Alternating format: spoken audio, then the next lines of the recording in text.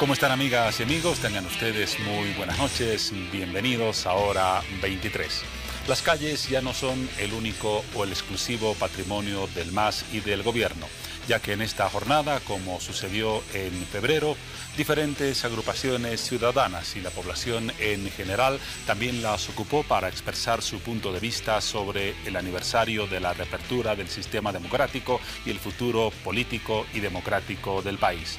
Hoy se registraron, ya lo vemos en imágenes, movilizaciones tanto a favor del gobierno y de Evo Morales como a favor del 21F y del respeto a su resultado. Como telón de fondo, todo este conjunto de movilizaciones apuntó a las elecciones del próximo año. En las movilizaciones del MAS se ratificó el apoyo a la candidatura de Evo Morales, mientras que en las movilizaciones de las plataformas ciudadanas y de la población se exigió, lo ya dicho, el respeto al 21F y también se expresaron voces de apoyo a la candidatura de Carlos Mesa. La gente movilizada, la expresión de su punto de vista en las calles. Un futuro, el democrático, con dos perspectivas diferentes, la del proceso de cambio que afirmó hoy a través del presidente que los movimientos sociales se van a quedar para siempre en el poder, mientras en la otra orilla los sectores ciudadanos afirman que la democracia debe fortalecerse excluyendo el autoritarismo y el prorroguismo. Las dos visiones que se expresaron hoy en las calles. Hoy existieron tres temas importantes en materia de información. Hemos mencionado uno. El segundo tiene relación, desde luego, con la confirmación de que se pagará el doble aguinaldo. El presidente del Estado, lo vemos en imagen, convocó a una conferencia de prensa. Estableció que el crecimiento económico entre junio del año pasado y julio de este año fue del 4,61%, lo que crea las condiciones para el pago del doble aguinaldo. La Confederación de Empresarios Privados de Bolivia reaccionó de manera airada y contundente. Dijo que la medida es totalmente negativa, que va a desincentivar el trabajo formal, que va a generar una especie de desaceleración aún mayor en la economía y que lo que se presenta como un beneficio no es tal. El gobierno sostiene lo contrario, señala que será una medida que activará el comercio y fortalecerá la economía. También dos puntos de vista diferentes. Y el tercer tema de la jornada, vinculado a un personaje que ya vemos en imagen. Se trata del doctor Jerry Fernández, que finalmente, después de casi 4 años de estar en prisión, salió en libertad. Vestido de blanco, con la Biblia en la mano, salió del penal de San Pedro y agradeció a todos quienes lo apoyaron durante los largos meses de encierro. Se resuelve así, por lo menos transitoriamente, una injusticia. Ninguna prueba respaldaba la acusación y la condena contra este hombre, Jerry Fernández, que hoy volvió a estar con los suyos, después de casi 4 años en los que fue privado de libertad.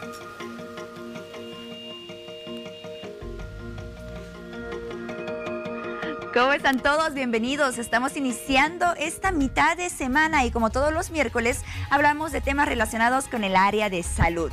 Sin duda, la pesadilla de muchos hombres y también de algunas mujeres es levantarse por las mañanas y ver cómo el cabello se va cayendo o se va quedando en la almohada, cómo la frente se va ampliando y la línea del cabello cada vez se ubica más y más atrás. Es que la calvicie es una situación muy común que afecta principalmente a los hombres y bueno, puede generar repercusiones muy negativas en el autoestima de las personas. Es por ello que esta noche estaremos abordando este tema con un especialista con el cual estaremos en contacto hasta la ciudad de Santa Cruz. Así que esté muy atento porque esta noche como tema principal hablamos de la calvicie. Pero eso no es todo, continuamos hablando de temas relacionados con el área de salud. Hablamos del sarampión. Desde el año 2000 en Bolivia no se han registrado casos de esta enfermedad. Sin embargo, actualmente se llevan a cabo acciones preventivas para evitar que el virus pueda ingresar a nuestro país desde países hermanos que sí han reportado pacientes afectados y que han sido contagiados por este virus del sarampión. Así que esta noche vamos a conocer más acerca de la alerta sanitaria que se lleva a cabo en el departamento de Santa Cruz para evitar que el virus de sarampión ingrese a nuestro país. Y además hablamos de la inteligencia emocional, ya para finalizar los temas que tengo que anunciarles esta noche. La inteligencia emocional, sin duda las emociones juegan un papel fundamental en nuestro día a día. Influyen de gran manera en la forma en la que podemos socializar y adaptarnos al medio que seguimos. Y se van a llevar a cabo durante este mes actividades muy importantes relacionadas con este aspecto, con la inteligencia emocional. Actividades a las cuales ustedes desde ya están invitados y vamos a conocer más detalles al respecto durante este programa. Así que bienvenidos a todos, esos son los temas que estaremos desarrollando esta noche. Pero además, también tenemos que darle la bienvenida a nuestras redes sociales y a las publicaciones que ya se encuentran disponibles en nuestra página de Facebook Hora 23 para que a través de ellas ustedes puedan ser parte activa del programa. Iniciamos con esta publicación, pago del doble aguinaldo. El presidente Evo Morales oficializó esta jornada el beneficio del pago del doble aguinaldo. Gracias, Paola. De esa forma, a través de ese cuadro, convocamos a su participación para que nos cuenten sus opiniones sobre esa disposición confirmada en esta jornada, el pago del doble aguinaldo. Vamos a hablar del tema. Está con nosotros en los estudios de Hora 23 y de Bolivisión, Yanni Rubén Romero. Él es viceministro de Planificación Estratégica del Ministerio de Economía y Finanzas. Viceministro, buenas noches. Bienvenido, como siempre. Juan Pablo, muy buenas noches, agradecidos por el espacio que nos permiten para comunicar a la población. Un cordial saludo a todos los televidentes. A lo largo de la jornada ya se han conocido varias reacciones porque el anuncio del presidente se dio en la mañana y desde luego uno de los más esperados y el que siempre tiene relevancia es el de la Confederación de Empresarios Privados de Bolivia. Este sector ha calificado como nocivo al doble aguinaldo. Desde el punto de vista del gobierno, ¿por qué debería considerarse como beneficioso a este tipo de medida? Perfecto. Sí, el anuncio que hizo el presidente desde la promulgación del decreto supremo, contando este año, sería el cuarto año que se paga el doble aguinaldo, ¿no? Y en cada año que se ha anunciado el pago, desde el 2003, genera este tipo de reacciones del sector privado. Un pago de 4 años discontinuo, sin embargo, ¿no? Sí, efectivamente. Y al momento de hacer estos pagos es donde saltan estas opiniones que efectivamente pueden tener repercusiones en la población. Entonces tratamos de disuadir y disipar esas dudas. El gran efecto dinamizador y multiplicador que tiene el doble aguinaldo en nuestra economía se debe al comportamiento de los que reciben el doble aguinaldo. Hagamos el ejercicio de que tenemos un empleador que paga este doble aguinaldo a un asalariado. Entonces este asalariado tiene un par de opciones para hacer con su doble aguinaldo. En una primera opción tiene ahorrarlo, una segunda opción tiene pagar deudas y una tercera opción es dedicarlo a consumo de bienes o servicios. Ahora, cualquiera de estas opciones genera un efecto dinamizador en la demanda interna. ¿Cómo? Por ejemplo, si yo ahorro, estoy dando recursos al sistema financiero para que pueda colocar mis ahorros a través de créditos al sector productivo, ya sea créditos de capital o de consumo. Ese es un impacto sobre la demanda interna. Segundo, si yo adelanto un pago de mi deuda, eso me permite en mi presupuesto mensual que disminuya mi cuota que estoy destinando al pago de la deuda, lo que me genera una capacidad más amplia para poder destinar a otros servicios o a otros bienes dentro de la economía. También efecto en la demanda interna. Y el tercero, un efecto ya directo, que sería aumentar mi consumo en los bienes y servicios de nuestro mercado. Entonces, el doble aguinaldo tiene ese efecto sobre nuestra economía, sobre nuestra demanda interna en específico, donde tiene una gran incidencia, ¿no?, sobre nuestro PIB. Usted ha mencionado 3 beneficios y 3 posibilidades de un buen uso del doble aguinaldo. Sin embargo, esta medida solo llega al 20% de los trabajadores del país.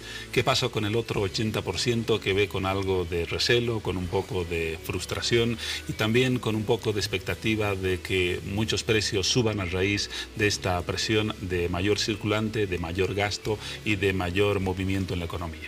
Bueno, el tema de la cifra y el porcentaje, nosotros tenemos que es el 30% de la población económicamente activa urbana. 30%, no 20% como se menciona en otros análisis. Exactamente. Entonces, independientemente del porcentaje, sin embargo, vemos que por el ejercicio que le explicaba, si el que recibe el doble aguinaldo, que es un asalariado, puede consumir productos justamente no solo de las empresas grandes, sino también de los microempresarios, la dedica a turismo, la dedica también a comprar diferentes bienes que pueden ser generados en la economía y no necesariamente necesita generar un efecto adverso en el movimiento económico, ¿no?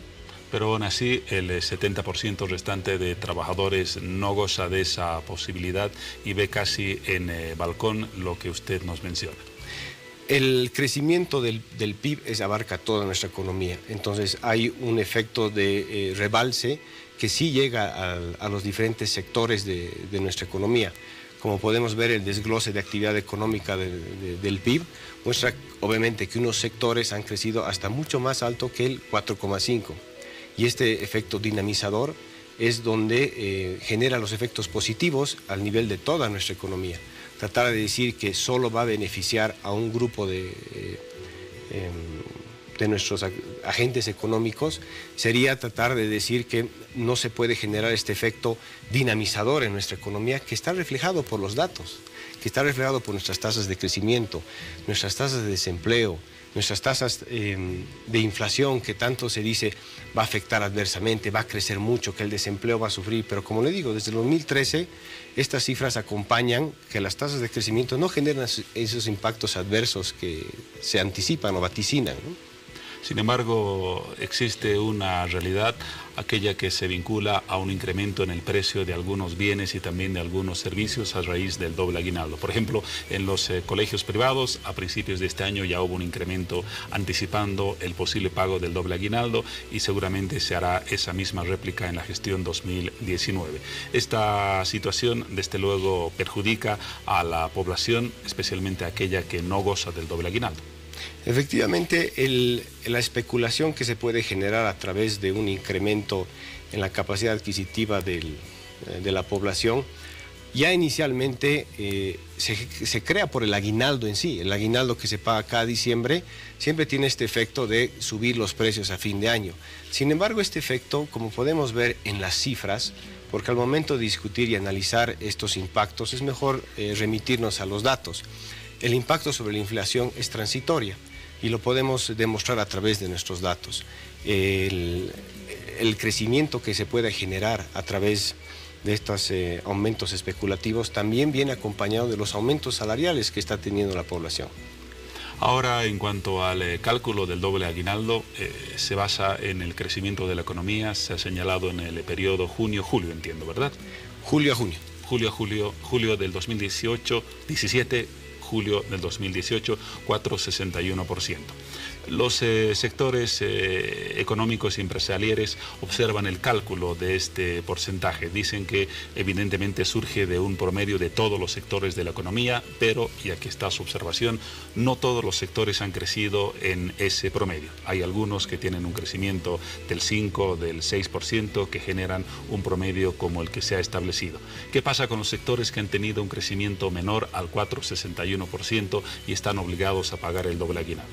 Bueno, en primer lugar, el cuestionamiento que se puede hacer a la metodología creo que se carece de fundamentos al momento de validarlo con lo que otras agencias multilaterales e independientes hacen sobre nuestra economía.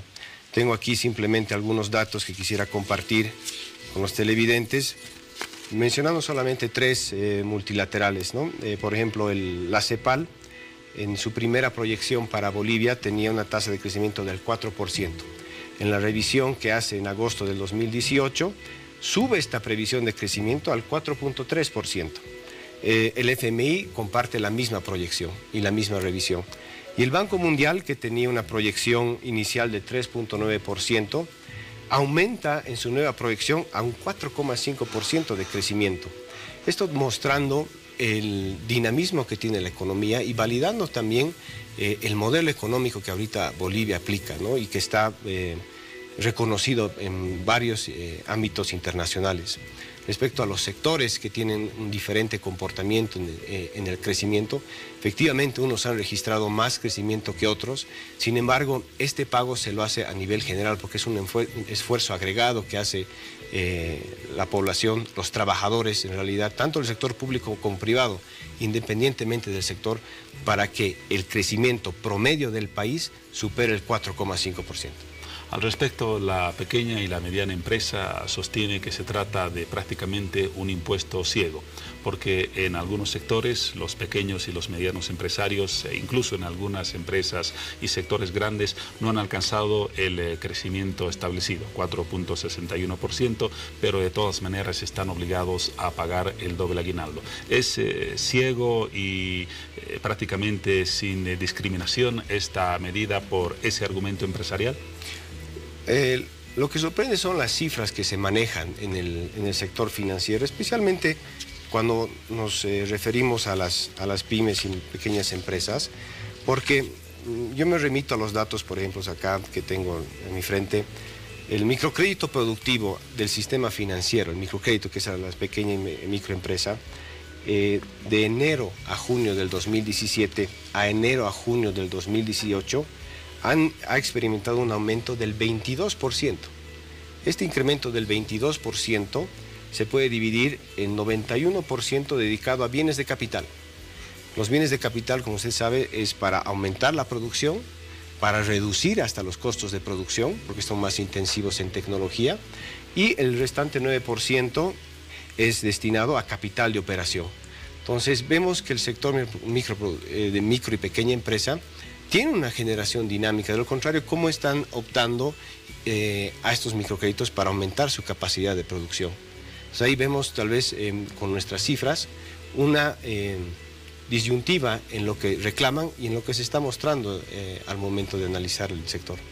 Ahora no es, como dicen algunos empresarios, y repito su palabra, demoledora la obligación de pagar el doble aguinaldo en diciembre, considerando que en ese mes deberán desembolsar 4 sueldos para cada trabajador, los 2 aguinaldos, el sueldo de diciembre, más los aportes y obligaciones laborales correspondientes. Yo rescato lo que dijo el presidente esta mañana, ¿no? Donde dice que se va a trabajar con el sector privado para ver de operativizar el doble aguinaldo y se va a escuchar al microempresario para garantizar este pago. Entonces, vamos a ver cuáles pueden ser los frutos de esas conversaciones para ver cómo se podría coadyuvar en el pago de este doble aguinaldo. Esa posibilidad del diálogo anunciado por el presidente dará lugar, por ejemplo, a pensar en la posibilidad de hacer el pago del doble aguinaldo en algunos sectores en cuotas, o todavía es muy prematuro hablar de estas alternativas.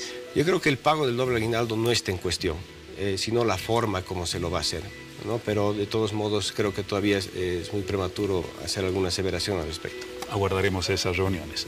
Vamos a revisar ahora junto con usted algunas reacciones que se han generado en distintos sectores de la economía y la política a propósito de esta medida, con algunos cuadros que recogen declaraciones de dirigentes empresariales, algunos analistas económicos y también dirigentes sindicales. Vamos entonces con esos cuadros y con esas declaraciones respecto al doble aguinaldo. Todavía no los tenemos. Todavía no están listos, pero van a estar en algunos instantes. Algo más sobre este tema, viceministro.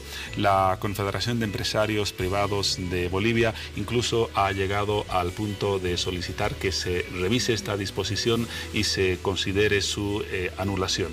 ¿Es extemporáneo este pedido o todavía entraría en la consideración de las autoridades? Creo que no está en cuestión el no pago del doble aguinaldo, ¿no? El mensaje ha sido muy claro del presidente que se va a hacer el pago del doble aguinaldo. Y allí es esa la palabra y prácticamente el punto final. Sí. Muy bien. Un sector de analistas considera que esta medida también está destinada en cierta forma o puede provocar un incremento del déficit fiscal que ya es significativo. ¿No existe el riesgo de que exista mayor presión sobre el déficit con una mayor cantidad de circulante en la economía vía doble aguinaldo? El Ministerio de Economía ya tomó sus previsiones a principio de año para el pago del doble aguinaldo. Entonces ya estaba preparado en caso de que hubiese la posibilidad del pago, registrarlo en sus cuentas como en déficit. Entonces ya está no considerado. Hay un impacto directo adicional. No hay adición, exactamente. Muy bien. Ahora sí, ya tenemos listos los cuadros que mencionaba. Vamos a comenzar a revisarlos. He ahí el primero, el punto de vista del presidente de la Confederación de Empresarios Privados de Bolivia, Ronald Nostas, quien ha dicho: exigimos al gobierno nacional la inmediata revisión de la medida en cuanto a sus alcances, afectaciones y perjuicios, y que se considere su ajuste o eliminación. Un punto de vista. Revisamos otro, el de Gary Rodríguez, gerente general del Instituto Boliviano de Comercio Exterior. Él analizó así el tema. El doble aguinaldo va a ser un lastre que inducirá a la informalidad y a la racionalización de las planillas y a la precarización del empleo. Tercer punto de vista, diferente respecto a los anteriores, Vicente Pacosillo, secretario ejecutivo de la Federación de Fabriles.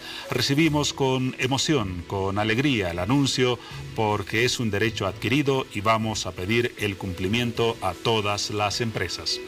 Y el último, el investigador social Roberto Lacerna, que opinó: el mayor beneficiado de la bonanza fue el gobierno. ¿Por qué no pagan directamente un doble aguinaldo a campesinos, comerciantes, transportistas, profesionales, a todos los que no son asalariados? Fácil es ser generoso con plata ajena. ¿Qué le dicen estos criterios, viceministro? Hay algunos de crítica, desde luego, otros en el sector laboral de valoración. Sí, no, efectivamente hay apreciaciones y opiniones y se las respeta. Sin embargo, habría que analizar los datos para respaldar algunas aseveraciones, ¿no? Por ejemplo, hablaban del tema de informalidad.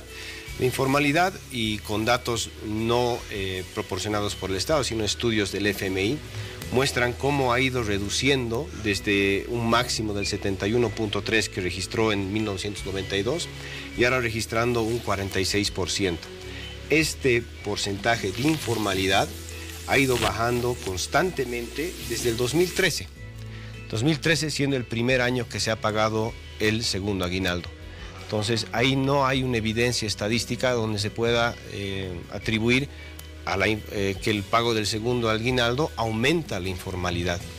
En el tema del empleo también tenemos unos datos similares, donde registramos en el 2013, igual nuevamente el primer año que se paga el segundo aguinaldo, el doble aguinaldo, perdón, un 4% tasa de desempleo abierta urbana.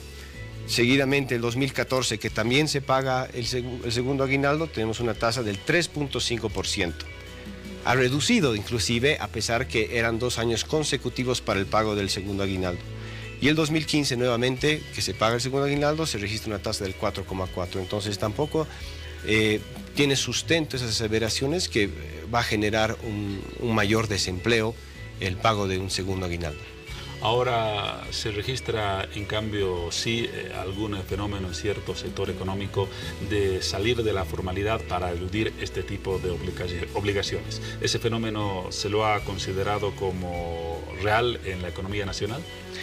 Como le digo, el dato que se puede manejar para medir el tema de la informalidad es el estudio que ha hecho el Fondo Monetario Internacional, una agencia independiente al Estado, que demuestra que los niveles de informalidad más bien han bajado.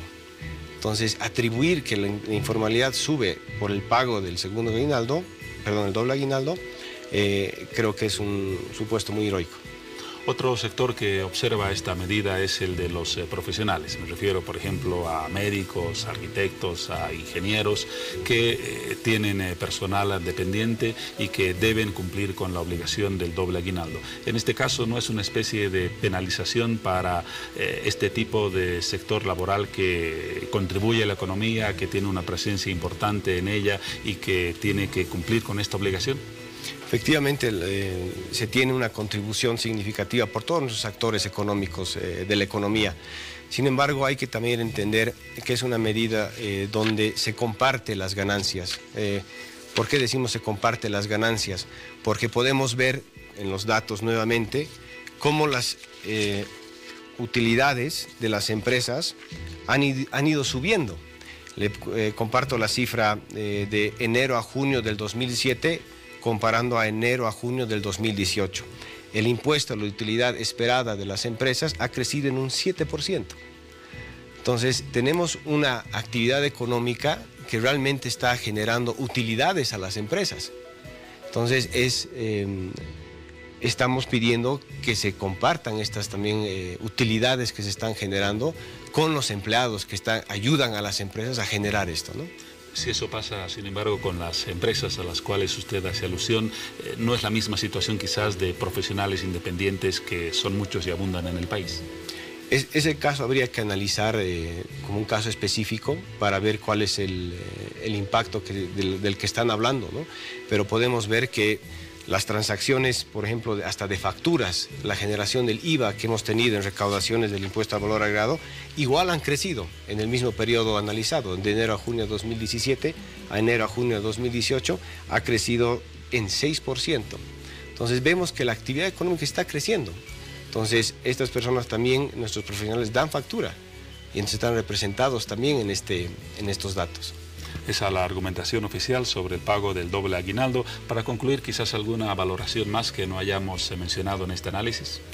Simplemente recalcar que este es un reconocimiento al esfuerzo que los trabajadores, tanto del sector público y privado, han estado aportando el día al día, con el sudor de su frente, para que nuestro país crezca y sea un referente a nivel internacional, avalado por los diferentes multilaterales. Muchas gracias. La palabra y el análisis de Yanni Rubén Romero, viceministro de Planificación Estratégica del Ministerio de Economía y Finanzas Públicas. Gracias por su presencia y por los datos que ha compartido con nosotros y con nuestra audiencia. Juan Pablo, muchas gracias por la invitación. Muy bien, dejamos aquí este tema. Nos vamos ahora con Paola Sánchez.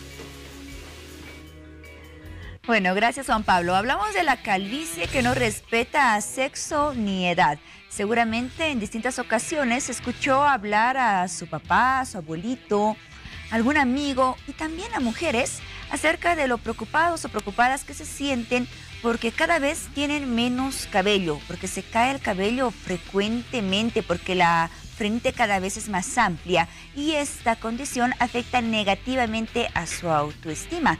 Es que es una condición bastante común, sobre todo en los varones. Es por ello que para todas estas personas, esta noche decidimos hablar acerca de este tema. Hablamos de la calvicie y de inicio le invitamos a que pueda participar de la siguiente entrevista por medio de esta publicación disponible en nuestra página de Facebook, Hora 23. La calvicie no respeta sexo ni edad. Las causas de la caída del cabello son generalmente hormonales, aunque también hay un patrón hereditario, entre otras causas. Realice su consulta a nuestro profesional invitado.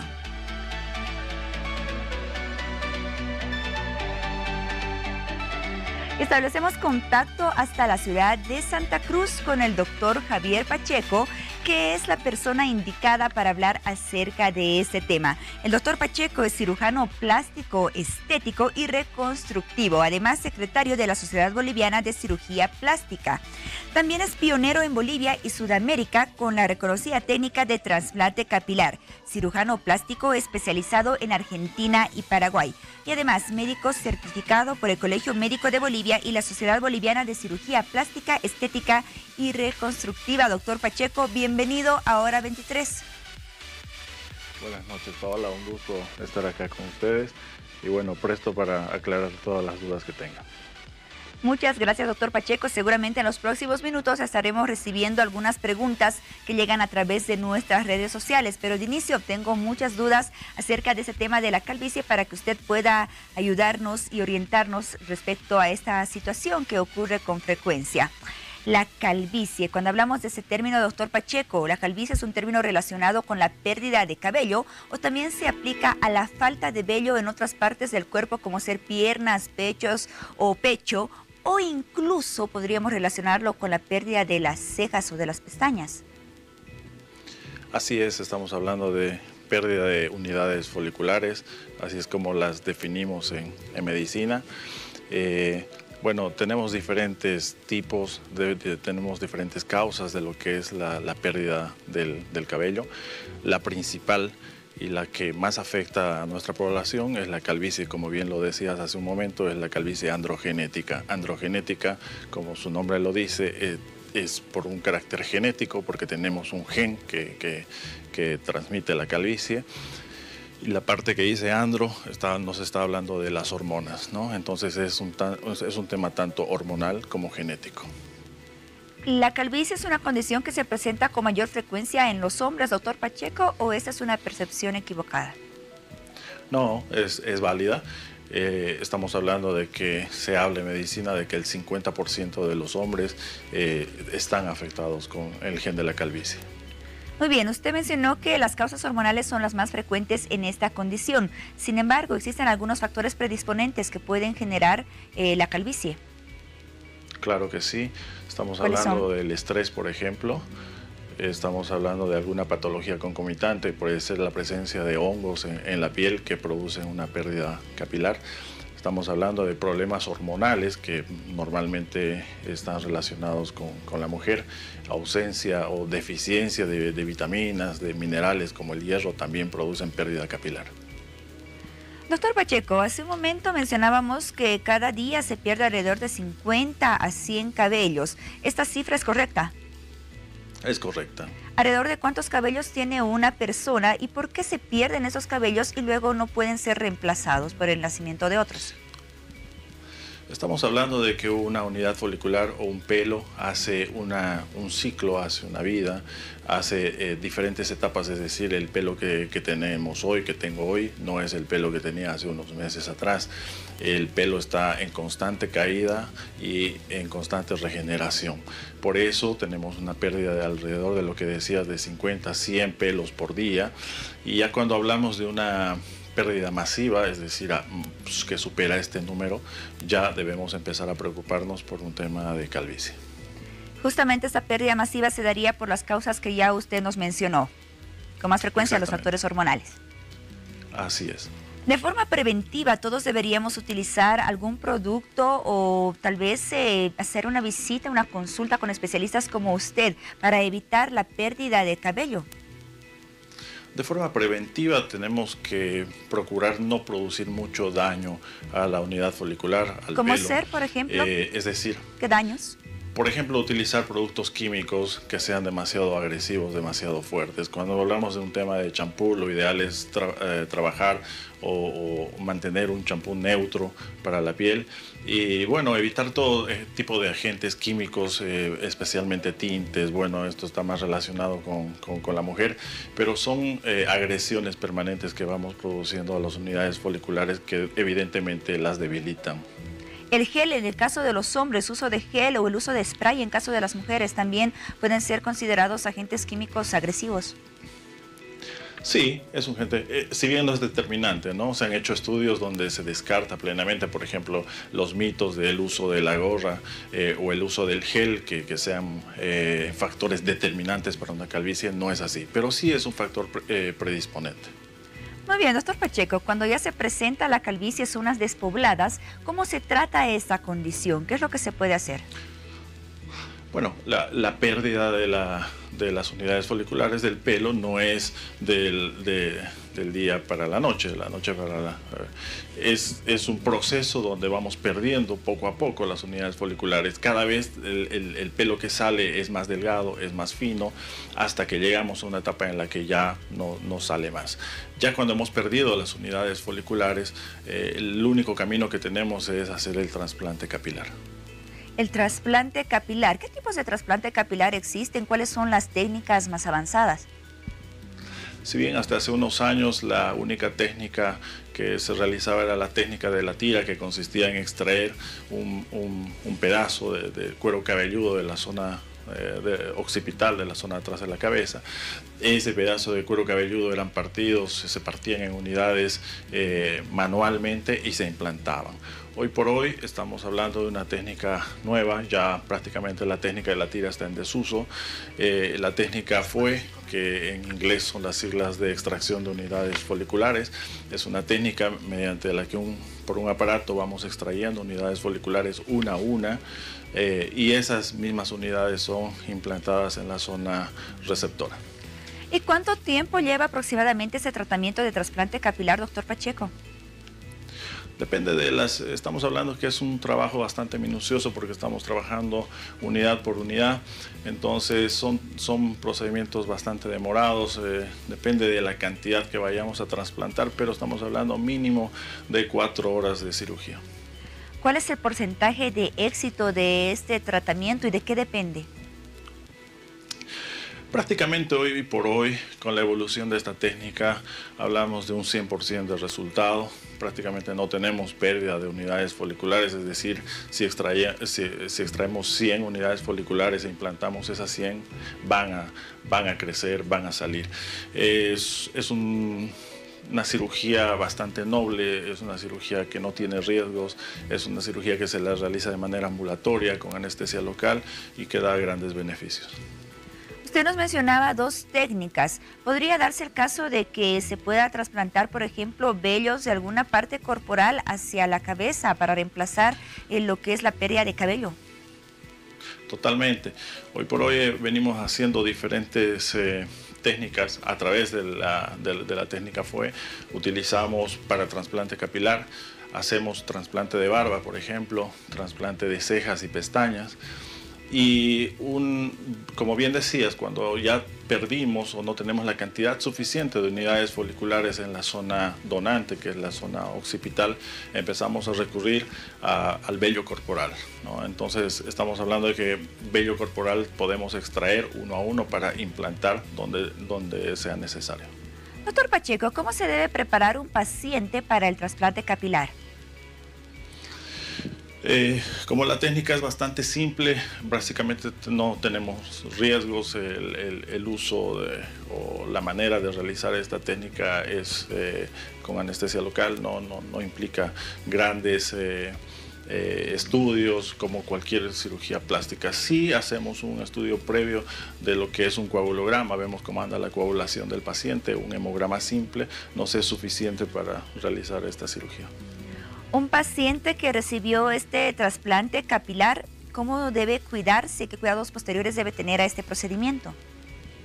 Prácticamente el pelo implantado es un pelo que no va a caer, es un pelo que no tiene gen de calvicie, así que no tenemos el riesgo de que haya una pérdida posterior de estas unidades foliculares. Sí le hacemos un tratamiento médico al paciente para que toda la zona que tiene afectada, para que todo el pelo que está en proceso de caída, pues esa caída se detenga, esa caída pare y no siga avanzando. Debe tener algunos cuidados, por ejemplo, no exponerse al sol o no se puede peinar durante un tiempo, no usar algunos productos, shampoo. No, lo que sí estamos hablando de que el posoperatorio, es decir, para ver un resultado final, un paciente de trasplante capilar es un plazo bastante largo, es decir, un resultado final recién lo obtenemos al año de cirugía. Estamos hablando de que en una primera etapa el pelo trasplantado cae y tenemos que esperar 3 a 4 meses a que ese pelo vuelva a nacer. Cuando vuelve a nacer sale de una manera muy fina y va engrosando hasta llegar al año, que es el resultado final. Muy bien, doctor Pacheco, tenemos algunas consultas que nos llegan a través de nuestras redes sociales. Vamos a conocerlas para que usted pueda despejar todas las dudas de nuestros seguidores. Nos escribe David Villegas y nos dice, la información sobre costos de trasplante, por favor. Bueno, en nuestro país se manejan costos en general en cirugía plástica muy bajos. También sucede esto con lo que es trasplante capilar. Estamos hablando de una cirugía media de 2.000 unidades foliculares, ronda por los $2.000. Es decir, estamos hablando de un costo de más o menos de $1 por unidad folicular. Muy bien. Conocemos otra consulta, doctor Pacheco, gracias por su respuesta. Robert Puquimia nos escribe y nos dice, buenas noches, hora 23. Mi consulta es, el cabello de mi hijo de 2 meses de edad se cae bastante. ¿Puede ser un síntoma de cáncer? No, de ninguna manera. Estamos hablando de que hay proceso hormonal, tanto la mujer en proceso de embarazo tiene una pérdida capilar, en el posoperatorio también. Ese niño ha adquirido hormonas al nacer, hormonas de la madre, es decir, son procesos normales. Muy bien, vamos con la siguiente consulta. Victoria Párraga nos dice, si tiene caída de cabello constante, es un síntoma de la calvicie, ¿cómo evitar la caída del cabello? una manera preventiva y bueno, es un procedimiento que está aprobado hoy por hoy a nivel mundial, es el uso de minoxidil como una droga para evitar la pérdida capilar, el uso de finasteride, que es un medicamento que actúa a nivel hormonal, y siempre hacemos una parte nutricional, es decir, darle una vitamina, que es una vitamina específica para las unidades foliculares, para el pelo, que es la biotina. Muy bien, vamos con la última consulta de esta ronda. Frank Reyes Segalini nos dice: la niña de 3 años de un familiar está perdiendo el pelo abundantemente. ¿Podría explicar razones y causas para la pérdida de cabello en niños pequeños? Saludos desde Sucre. Diferentes motivos, puede ser algún problema de piel, estamos hablando de, por ejemplo, las infecciones por hongos en piel es un proceso bastante frecuente, y la parte hormonal, que no la tenemos que descuidar y la debemos estudiar. Muy bien, agradecemos a todos por enviarnos sus consultas a nuestras redes sociales y al doctor Pacheco por responder a todas las dudas de nuestros seguidores. Ya antes de finalizar esta entrevista, doctor Pacheco, nos enfocamos mucho en lo que es la pérdida del cabello, pero también puede existir la pérdida de las cejas, pérdida de las pestañas, pérdida de vello corporal en zonas como el pecho, en los hombres o en las piernas también. ¿Cuáles de estas zonas son más difíciles de tratar y qué técnicas existen en estos casos? Bueno, la técnica sigue siendo la misma, la técnica es extracción directa de la unidad folicular y trasplantada. Como bien decías, tratamos diferentes zonas, pestañas, cejas, barba. También lo utilizamos en cirugía reconstructiva, que estamos hablando, es un paciente que tiene una cicatriz que es indeleble en la cara, pues utilizamos hacer un trasplante de barba para camuflar esta cicatriz y mejorar el aspecto del paciente. Lo utilizamos mucho, por ejemplo, en pacientes que han sido afectados por un labio leporino, que tienen una cicatriz permanente en la cara. Entonces, bueno, utilizamos el recurso del trasplante de bigote para camuflar esa zona y para mejorar el aspecto del paciente. Entonces, las utilidades de esta técnica son infinitas. Las bondades son muchas, el procedimiento es mínimo, es simple, es un procedimiento bastante fácil de realizar, muy noble para el paciente y da grandes resultados. Muy bien, doctor Javier Pacheco, cirujano plástico, estético y reconstructivo, gracias por su orientación respecto a este tema y un saludo hasta la ciudad de Santa Cruz. Hasta otra oportunidad. Al contrario, el agradecido soy yo por la entrevista. Muy bien, nos vamos a una pausa y ya volvemos con más de Hora 23. Espérenos.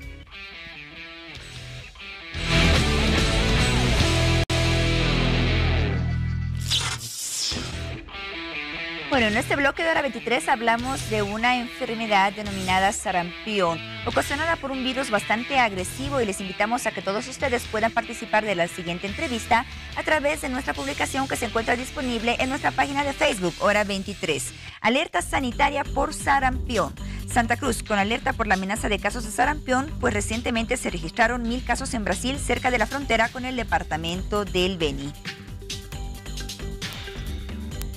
Recordemos que desde los años 90 en nuestro país se combate la enfermedad de sarampión con masivas campañas de vacunación, lo cual permitió que Bolivia en el año 2000 sea declarada por la Organización Mundial y la Organización Panamericana de la Salud como un país libre de sarampión. Sin embargo, actualmente se llevan a cabo acciones preventivas y se declara alerta sanitaria en el departamento de Santa Cruz por el sarampión. Vamos a conocer más detalles al respecto y lo hacemos con nuestro invitado que se encuentra en el departamento oriental, el doctor Boris Chang, responsable del programa de inmunizaciones del CEDES, de Servicio Departamental de Salud de Santa Cruz. Establecemos contacto con él hasta este departamento. Doctor, bienvenido a Hora 23.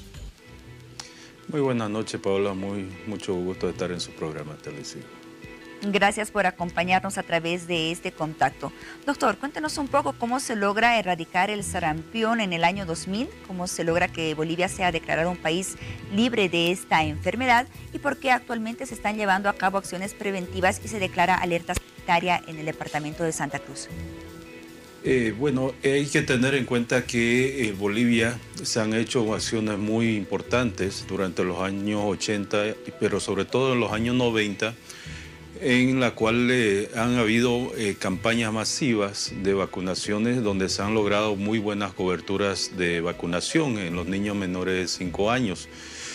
Estas acciones han permitido que en Bolivia, en el año 2000, haya tenido los últimos casos. A partir de ese año no hemos tenido casos de sarampión, pero sí ha habido casos en las regiones de la América Y es así que en el año 2016 nosotros hemos recibido la certificación como país libre de sarampión, así como la zona de América libre de esta enfermedad.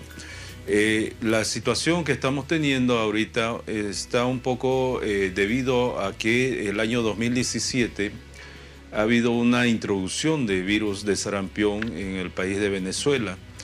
Y esta situación en estos 2 años se ha visto muy afectada por situaciones políticas o sociales del país de Venezuela, donde ha habido mucha emigración de su población y ha habido una dispersión de esta enfermedad, sobre todo afectando más al país vecino de Brasil.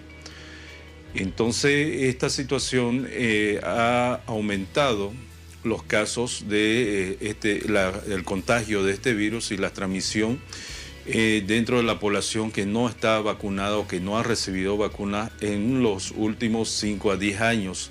¿Por qué razón? Porque si bien hemos hecho acciones muy grandes o esfuerzos muy grandes el país en disminuir los riesgos de poder tener esta enfermedad, hay una situación que es a nivel mundial en la cual ha habido mucho efecto en disminuir las vacunaciones en la población. Uno por la cantidad de casos que ya no ha ido ocurriendo en las Américas y otro por los movimientos antivacunas. Entonces esto ha permitido ir acumulando poblaciones susceptibles durante varios años. Y una de las situaciones que produce esto es justamente la ocurrencia de brotes de casos o de epidemias, como está ocurriendo tanto en Venezuela como en Brasil. Muy bien, si bien se ha declarado alerta sanitaria porque se han reportado pacientes afectados con esta enfermedad en países vecinos, doctor, ¿se ha registrado algún caso, aunque sea un caso en el departamento de Santa Cruz u otra región del país, de sarampión? Paola, hay que tener en cuenta, los casos sospechosos a nivel Bolivia han estado ocurriendo como todos los años, ¿no? Lo mantenemos bajo la vigilancia epidemiológica que se realiza. Es así que en el departamento de Santa Cruz nosotros tenemos cerca de más de 70 casos sospechosos que hemos reportado, notificado, de las cuales todas han sido negativas.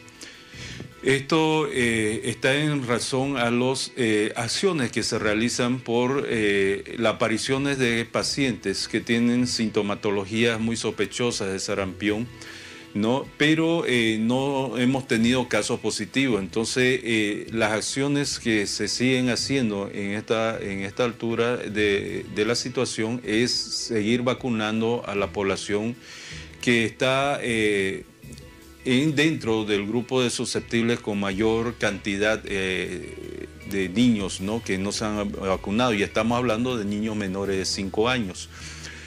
En la situación de los casos que estamos teniendo en los países vecinos, sobre todo, por ejemplo, Perú ha estado reportando 21 casos de sarampión en lo que va entre el mes de julio hasta el mes de septiembre. En Argentina han ocurrido 11 casos también en este periodo de tiempo, pero la mayor cantidad, el mayor crecimiento de casos de ocurrencia ha sido en Brasil, y sobre todo en los estados de Amazonas y del estado de Roraima. Pero los casos que han tenido Brasil han estado ya ocurriendo en otros estados cercanos al país de Bolivia, como es el estado de Rondônia, que justamente conlinda con el departamento del Beni. Este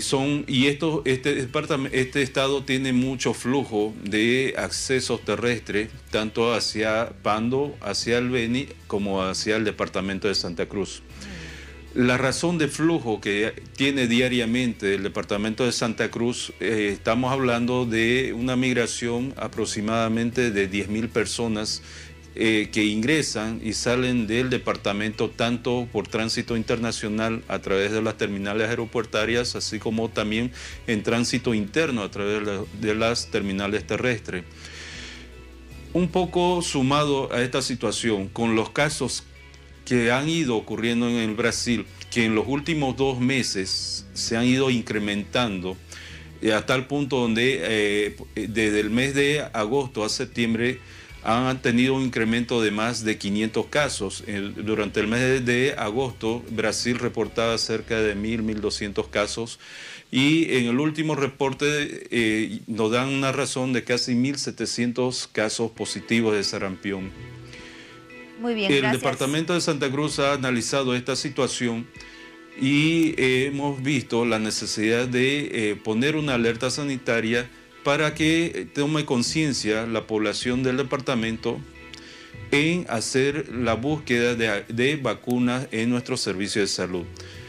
¿Por qué razón? Porque esa va a ser la mejor manera en que nuestra población pueda estar protegido, sobre todo la población menores de 5 años, que son los que más se pueden complicar en caso de enfermar. Entonces, para evitar que tengamos que estar penando, sufriendo, cuando ingrese esta enfermedad en el departamento y pueda esparcirse o contagiarse en todos estos niños que no hayan recibido su vacuna, se lo puede evitar. Y justamente se lo evita a través de la vacuna porque es la única forma de prevenir. Hay que tener en cuenta que no existe un tratamiento para el sarampión y la única forma de evitar la enfermedad es a través de acciones de vacunas. Muy bien, ahora que estamos hablando de una acción preventiva que es la vacuna, doctor, ¿alrededor de cuántas vacunas se tienen disponibles en el departamento de Santa Cruz para aplicar en la población de riesgo? Nosotros tenemos un cálculo aproximado de más de 70.000 niños que tenemos acumulados, es decir, son niños susceptibles que se han ido presentando por la falta de vacunaciones en los últimos 5 años. Nosotros tenemos cantidad suficiente de vacunas para esta población, es decir, no hay que desesperarse, tenemos vacunas suficientes y están dispuestas en todo nuestro servicio de salud. ¿Tienen algún costo? Entonces, esta vacuna está enfocada a los niños menores de 5 años y la dosis básicamente es a los niños de 1 año de edad, tienen que estar ya recibiendo su primera dosis y su refuerzo a los 6 meses después. Bien, los niños que están entre la edad de 2 a 5 años es necesario que ellos tengan una dosis de refuerzo. Esta cantidad de niños está también considerada dentro de los biológicos disponibles en el departamento, es decir, tenemos suficiente vacuna para hacer la cobertura. Lo que no tenemos y lo que necesitamos que la población entienda es que acudan con sus bebés, con sus niños, ¿no?, y demanden esta vacuna porque está disponible, está totalmente gratuito, pero existe muy poca demanda porque justamente probablemente se han olvidado, se han despreocupado o no hemos tenido tiempo para ir a buscar la vacuna, pero hay centros de salud que vacunan durante los fines de semana. Hay centros de salud que también vacunan hasta un horario de la noche donde ya no hay la excusa de que el trabajo o el horario laboral no le permite llegar a su casa y llevar a los bebés o a los niños al centro que está cercano a su barrio. Perfecto. O su casa. Doctor Chan, para ser una vacunado. Consulta. Hace un momento usted mencionaba acerca de los síntomas sospechosos que se presentó en algunos pacientes, síntomas sospechosos de sarampión. ¿Cuáles vendrían a ser esos síntomas de alerta que es importante identificarlos? Bueno, es totalmente sencillo. Son los síntomas que presentan estos pacientes. Generalmente es una fiebre alta que no cede para nada, ¿no?, a los medicamentos comúnmente que recibe. Y se acompaña de problemas de tos o la aparición de los exantemas, es decir, de las manchas rojas a nivel de todo el cuerpo, que empieza desde la cabeza y va descendiendo en todo el cuerpo, ¿no?, hasta las extremidades. Hay que tener en cuenta y la población tiene que entender que no son ampollas, ¿no? A veces nos confundimos porque aparecen ampollas. Y esas enfermedades pueden ser por varicela. En el departamento de Santa Cruz estamos teniendo un aumento de los casos de varicela, pero es un caso que no se define como un sospechoso de sarampión. Entonces A veces puede ser que los padres de familia se preocupen por estas sintomatologías, como le estoy mencionando, pero en el caso de aparecer manchas rojas pequeñas, ahí sí son casos sospechosos que pueden ser compatibles con el tema de sarampión, y lo que hay que hacer es acudir a los servicios de salud para que sean atendidos. Acudir inmediatamente a los servicios de salud es muy importante, sin duda. Doctor, una consulta. ¿Qué tan agresivo es este virus del sarampión? ¿Cuál es la tasa de mortalidad? Y en el caso de que pueda contagiarse una persona que no esté inmunizada, ¿qué probabilidades tendría de sobrevivir a esta enfermedad? Bueno, hay que tener en cuenta que es una enfermedad muy agresiva en la forma de transmisibilidad. Como se transmite a través de las gotas al toser de una persona, estas gotas o estas moléculas de virus pueden ser expulsadas a más de 6 metros de distancia. Una persona que esté cercana a una persona positiva tiene toda la posibilidad de contagiarse, siempre y cuando no haya sido vacunado por el tema de sarampión en su vida. Entonces, esta enfermedad afecta al sistema linfático y comienza a afectar al organismo en menos de 24-48 horas.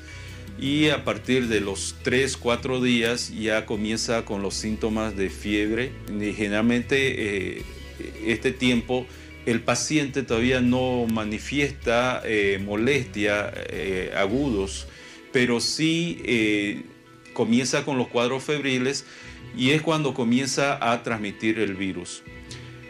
Muy bien. Las personas que tienen este problema generalmente no acuden a los servicios de atención, y es necesario que los padres de familia entiendan que los cuadros febriles altos con la ocurrencia de tos o la ocurrencia de la aparición del exantema o de la mancha roja en el cuerpo son síntomas de que su niño está grave o está ante una presencia de una infección viral, y es necesario que lo haga atender. ¿Por qué razón en el departamento de Santa Cruz se tiene una complicación en cuanto a esta vigilancia? La región de Santa Cruz y del oriente boliviano es una zona cálida. Entonces, esta zona cálida permite también la ocurrencia de otras enfermedades muy similares en cuadros clínicos de esta enfermedad de sarampión, como ser el Zika, como ser el dengue, ¿no? Entonces, actualmente no estamos con casos de Zika y dengue, pero en épocas cuando comienzan estas enfermedades se complica mucho la vigilancia o el cuidado de estos casos. Sin duda, doctor Yang. Es necesario el enfoque que se vacunen. Doctor, muchas gracias por toda la explicación. La recomendación está dada para toda la población para que pueda asistir a los distintos centros de salud y recibir la vacuna contra el sarampión, y ante cualquier síntoma de alerta haga lo mismo, acudir a los centros de salud, que es muy importante. Doctor Boris Yang, responsable del programa de inmunizaciones del CEDES Santa Cruz, gracias por acompañarnos esta noche y hasta otra oportunidad. El agradecido, Paola, y presto para cualquier otra información que requiera. Muy bien, estaremos en contacto nuevamente en cualquier otro momento. Es momento de hacer una pausa y ya volvemos con más de Hora 23. Estaremos hablando de la inteligencia emocional. Espérenos.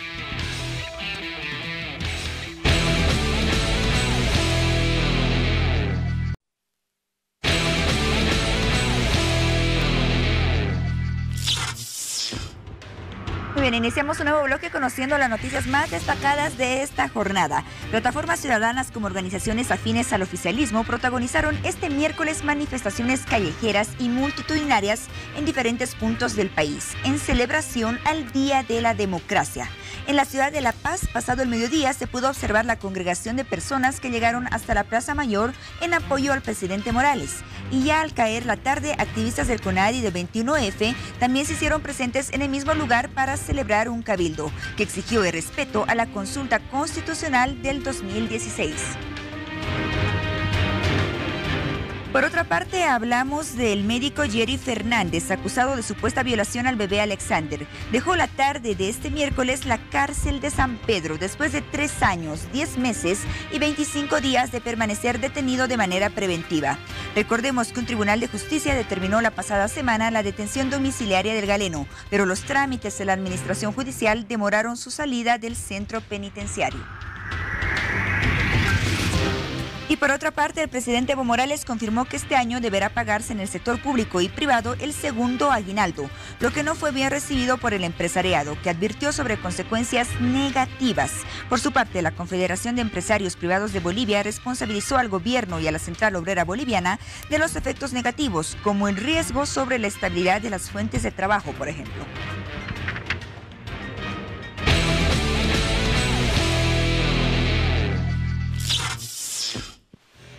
Las 0 horas con 1 minuto. Tenía 33 años cuando ingresó a prisión. Hoy tiene 37 años, casi 4 años en el penal de San Pedro de una forma injusta, como se ha establecido por lo menos hasta el momento. Hablamos desde luego del doctor Jerry Fernández, ya mencionamos su caso en las noticias destacadas. Revisamos ahora la nota que presentamos en los espacios informativos de Bolivisión, cómo se dio su salida del penal de San Pedro, el ambiente, la alegría que desde luego dieron paso a un periodo que anteriormente fue de incertidumbre. Después de 4 años, la pesadilla acabó para Jerry Fernández. Hoy retorna a su hogar en un domicilio ubicado acá en la calle Graneros, número 466. Jerry Fernández agradece el apoyo de la sociedad y sobre todo de Dios por este milagro. Atribuye un milagro a su salida de la cárcel, ya que desde su ingreso a San Pedro estuvo firme en su fe con Dios, su compañero fiel en el momento difícil que ha atravesado. El Señor ha obrado y el Señor ha hecho lo que ha sucedido, porque para mí es un milagro. Para mí es un milagro lo que ha pasado. Yo estaba muerto, pero ahora, gracias a Dios, que me ha dicho que tú estás vivo. También agradeció a varias personas que lo acompañaron en este momento hasta lograr su libertad. No, totalmente agradecido con todas las personas, agradecido con la población en general, agradecido con la familia, agradecido con mis abogados, agradecido con mis 2 abogados que son Cristian Alanes, Mónica Palma, que desde un inicio me han apoyado estos 3-4 años de investigación y posterior juicio. El recibimiento en su hogar reflejó las ansias y la esperanza que siempre tuvo su familia de tenerlo nuevamente a su lado. El ingreso a su vivienda tuvo un letrero de bienvenida, además de globos, que manifestaban de alguna manera la alegría de tenerlo nuevamente en casa. Agradezco infinitamente a todos los que nos han apoyado en momentos tan difíciles que nos ha tocado vivir en todos estos 4 años de dura batalla contra el Ministerio Público. Él ha estudiado para salvar vidas, no ha estudiado para que lo metan ahí adentro, pero agradezco a Dios. Ahora él va a ejercer su profesión, va a trabajar mediante el Señor, le van a dar trabajo y va a ejercer su trabajo. Yo me siento feliz. Similar panorama se vivió cuando Jerry Fernández salió de San Pedro. Ahí lo esperaba una multitud que entre llanto y alegría y gritos de justicia celebraban su salida. Por su parte, el abogado Cristian Alanes, acompañando a Jerry en este momento, aseguró que aún queda un paso más para lograr absolver de culpa al médico, quien debe comparecer ante un tribunal de alzada que determinará su situación. Tenemos pendiente la apelación restringida, donde esperamos, Dios primero, de que se demuestre la inocencia de Jerry y obtengamos una sentencia absolutoria como correspondía siempre. Por el momento, Jerry Fernández deberá cumplir detención domiciliaria, arraigo, presentación cada 15 días ante la Fiscalía y también podrá trabajar. La Sala Penal Tercera le ha autorizado a que pueda tener horas laborales siempre y cuando lo demostremos con documentación idónea. Estamos seguros que muy pronto Jerry va a poder conseguir una fuente laboral. Él ha sido siempre un profesional honesto, transparente y no dudamos de que va a conseguir una fuente de trabajo muy pronto. Este es uno de los casos de la injusticia que impera en Bolivia, ya que luego de salir a la luz un audio en el que una ex jueza revela que sentenció a un inocente, dejó en duda la culpabilidad de un joven que durante 4 años trató de demostrar su inocencia en el caso Alexander, donde él fue sentenciado a 20 años de prisión como autor de una violación que hasta el momento no ha sido comprobada científicamente. Actualizamos a esta hora de la jornada el tema, nos vamos a un contacto con nuestra unidad móvil. Nuestro periodista César Pardo en el barrio de Miraflores, entiendo en las inmediaciones de la Plaza Uyuni, para conversar con el abogado sobre algo más del tema que tratamos. Hola César. Gracias, buenas noches compañeros. En este momento me encuentro al lado del doctor Alanes, quien es la defensa del doctor Jerry Fernández, quien hace algunas horas atrás acaba de salir hasta su domicilio de la cárcel de San Pedro. Doctor, ¿cómo está? Muy buenas noches. Coméntenos, infórmenos qué ha pasado en el transcurso de estas horas. Bueno, gracias primero que nada por el espacio. Nos sentimos ahora un poco satisfechos por por una de las metas que hemos alcanzado, bendito Dios. Jerry Fernández, como lo acabas de informar, ya está guardando arresto domiciliario, que si bien parece una medida gravosa, es mucho menos gravosa que una detención preventiva en el penal de San Pedro. Esperemos que muy pronto él ya pueda acceder a un trabajo para que pueda tener salidas laborales, y como tú lo sabes, querido hermano, estamos a puertas de una apelación restringida. La finalidad, la meta que queremos alcanzar es revocar la resolución por la cual se lo ha sentenciado a Jerry Fernández, y con el tiempo demostrar que Jerry Fernández, como siempre lo hemos pregonado, no ha cometido delito alguno, y buscamos una sentencia absolutoria en favor de él. Se buscaba una libertad pura y simple, no se logró, pero el objetivo de aquí en adelante es buscarla, ¿no, doctor? La libertad pura y simple como tal no se podía dar, porque nos guste o no, existe una primera sentencia que lo declara culpable, y la Sala Penal Tercera del Tribunal Departamental de Paz tenía la obligación de tomar medidas que aseguren de que Jerry Fernández esté presente en lo que todavía resta del proceso. Haberle dado una libertad pura y simple hubiera sido muy irresponsable parte de estas autoridades, las entendemos, mas por el contrario creemos que han obrado con rectitud, con transparencia y objetividad, y les agradecemos, porque realmente un inocente el día de hoy ha obtenido, si bien no su libertad pura y simple como me lo has dicho, pero sí la oportunidad de salir de San Pedro, de poder defenderse ya un poco en libertad y de poder retomar su vida cotidiana poco a poco. No te olvides de que él ya va a poder trabajar en cuanto tenga una fuente laboral. De aquí para adelante, ¿qué sigue, doctor? Hay una audiencia tal vez para poder ver la situación y quede libre totalmente el doctor Jerry Fernández. Tenemos pendiente un recurso de apelación restringida, como te indico nuevamente. Ahí queremos demostrar la mala valoración de pruebas, la sentencia viciada desde todo punto de vista, una sentencia que no tiene sustento legal, no tiene sustento probatorio, y lo que buscamos es anularla para precisamente obtener una sentencia absolutoria, y con ello, obviamente, lo que me dices, una libertad pura, simple y restricta para que Jerry Fernández por fin pueda retomar su vida como era antes de este proceso, ¿no? Lo veíamos salir de la cárcel de San Pedro muy feliz al doctor Jerry Fernández. ¿Qué dicen los papás? Bueno, los papás creo que aún no salen del asombro. Gracias a Dios se ha obtenido una de las metas que a mediano plazo nos habíamos trazado, que era de que salga San Pedro. Ahora tenemos una batalla mucho más fuerte, que es la de obtener su absolución. 4 años de trabajo, doctor. Usted estaba también tomando el pulso a este caso. Usted estaba dando el seguimiento, el apoyo a la familia. ¿Cómo ha sido estos 4 años, doctor? Francamente, hay una persona a la que no debemos olvidar, y es a la doctora Mónica Palma. Ella ha visto este caso desde el primer día, y es a la que la familia también tiene que agradecerle mucho. El suscrito recién ha tomado este proceso hace 3 años precisamente para entrar a juicio oral, y desde el juicio oral hasta ahora estoy haciendo la defensa técnica, pero con la gran ayuda de la doctora Palma, a la que le mandamos un saludo y un agradecimiento muy especial. Ha sido 3 años muy laboriosos. De pronto nos sentíamos como David y Goliat frente a un muro completamente impenetrable, pero la justicia divina llega en su momento oportuno, y creo que hoy es una de las muestras a seguir adelante. Aún nos queda mucho proceso por delante, y estamos con los bríos necesarios para afrontar lo que todavía nos falta. ¿Qué dijo al respecto la fiscal Boyán acerca de la liberación del doctor Jerry Fernández? Sabemos que hubo tal vez alguna tranca de parte de la fiscal. ¿Qué pasó al final?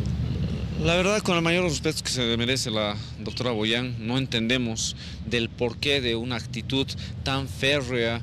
Lo ha tomado el caso tan a personal, con incluso rasgos de odio hacia Jerry Fernández y los que en su caso estábamos haciendo su defensa. Yo creo que las autoridades del Ministerio Público tienen que obrar con objetividad y no tan pasionalmente ni visceralmente como lo ha hecho la doctora Boyán. No sabemos los motivos ni las razones por las que ha actuado así. Nosotros no la acusamos. Los audios están allá, ustedes han sido testigos de la última audiencia, han podido ver cuál es el actuar de esta persona. Seguía inventando, seguía acusando a un inocente, buscándole antecedentes que son completamente falsos, irrisorios incluso. Pero bueno, ella sabrá el por qué actúa así. No nos parece la forma de actuar de un miembro del Ministerio Público, quien debería más bien obrar en forma imparcial y lograr llegar a la verdad, no como lo han hecho en este caso.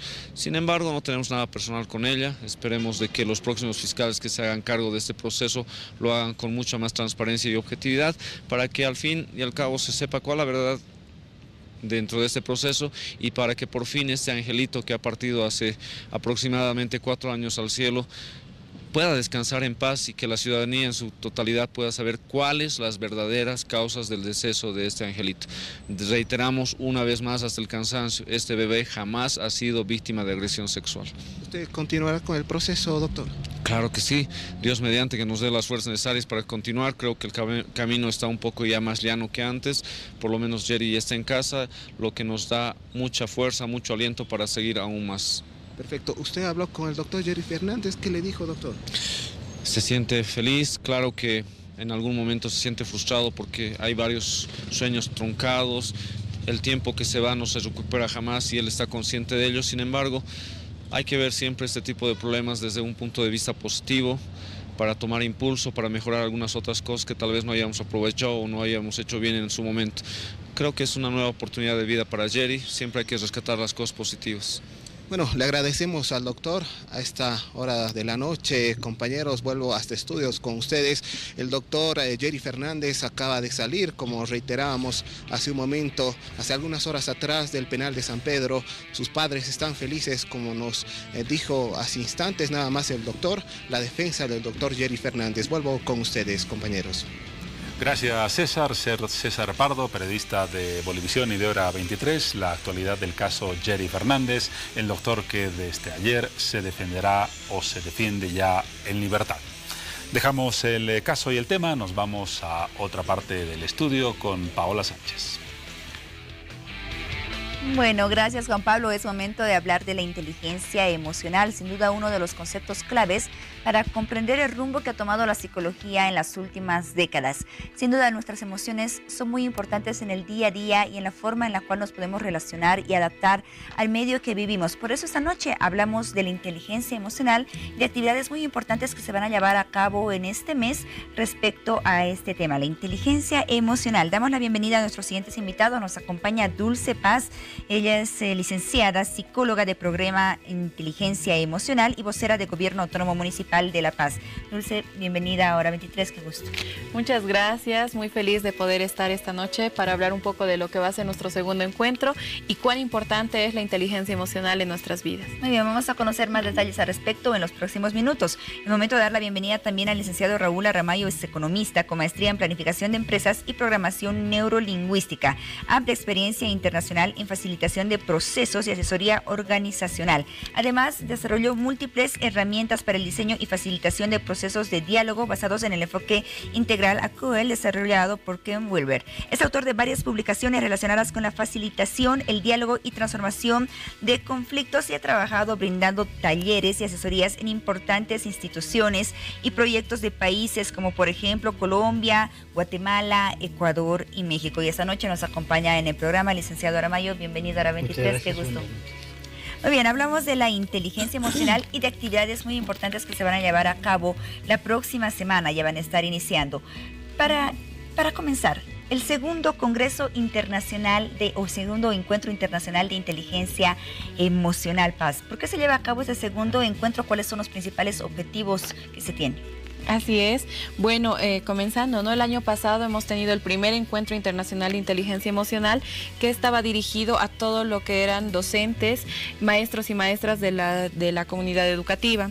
Este año nuestro segundo encuentro está enfocado a la familia, como primera escuela de emociones, ¿no? Entonces está enfocada a todas las personas mayores de 16 años que puedan querer asistir, docentes, padres de familia.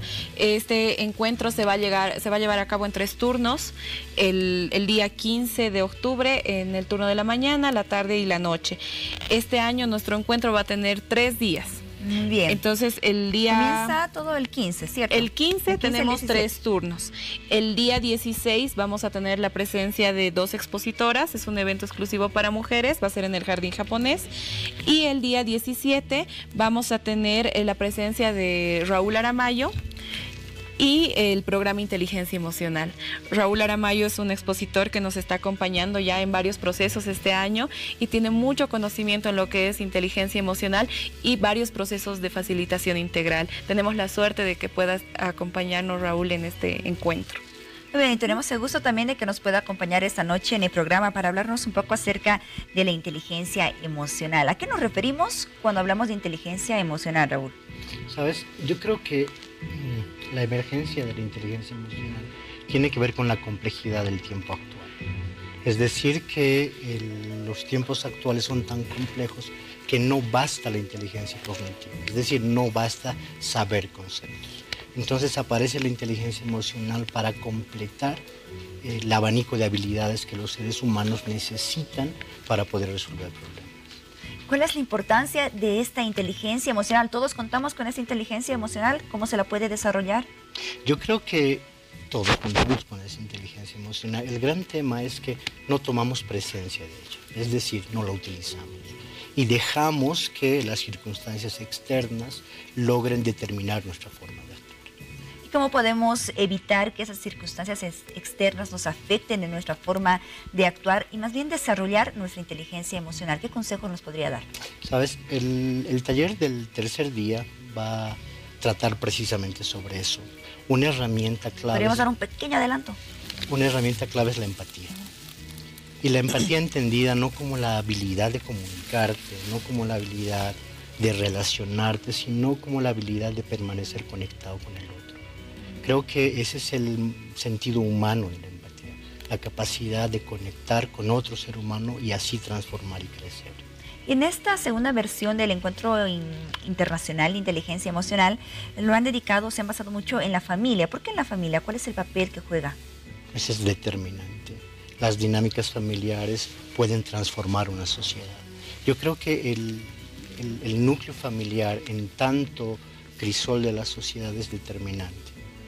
Vamos a hacer una primera invitación para que todas las personas puedan formar parte de este segundo Encuentro Internacional de Inteligencia Emocional y usted va a ser encargado de decirles por qué es importante que asistan.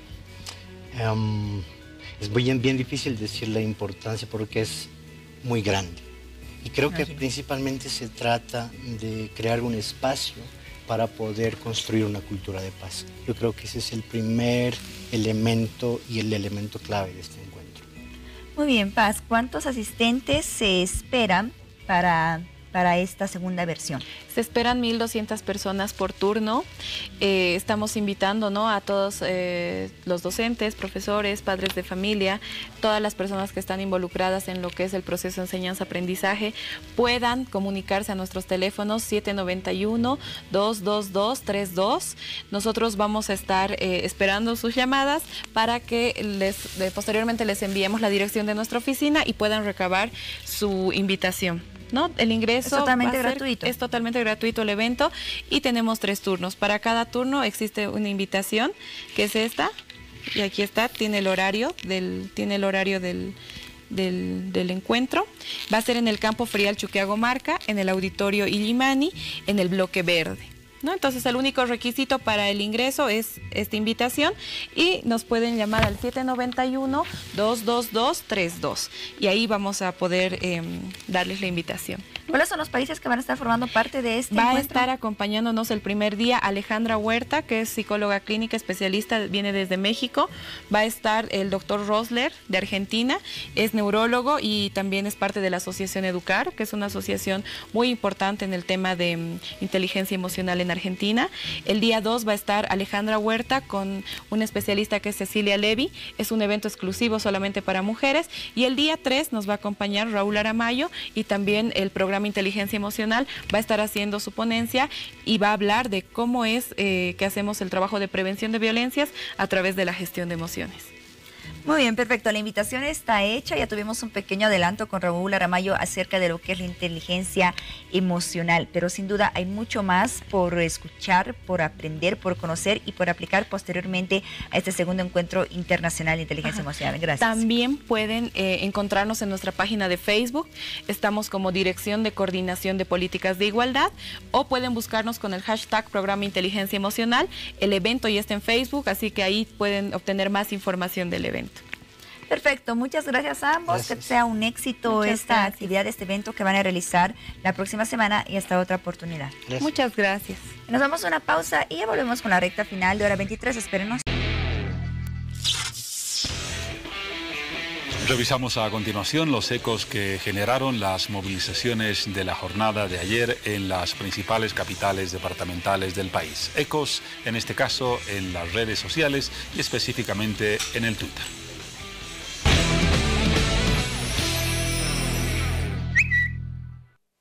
El primer tuit del presidente del Estado, Evo Morales, comentó lo siguiente a propósito de las movilizaciones.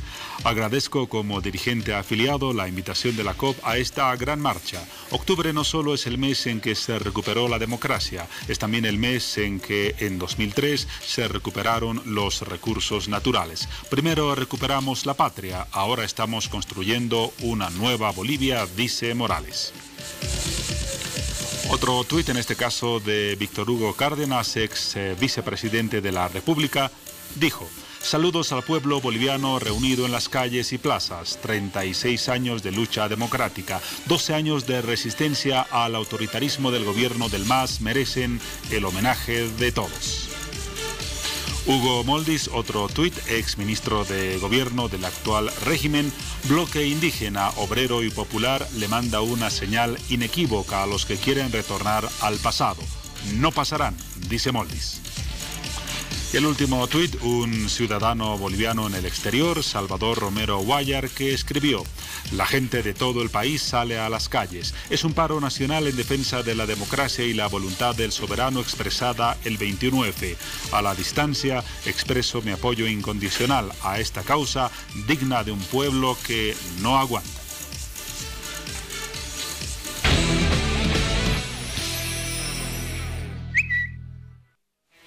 Con estos tweets cierro mi participación esta noche en Hora 23. Les esperamos más tarde en este mismo escenario. Muy bien, llegamos al final de Hora 23 y antes de despedirnos quiero enviar una felicitación a todas las mujeres bolivianas en este día tan especial. Que pasen una linda jornada en la cual se recuerde el valor de la mujer en nuestra sociedad. Muy bien, nos despedimos entonces deseando un feliz descanso a todos ustedes, familias bolivianas, y además nos dejamos con los datos del tiempo gracias a AccuWeather.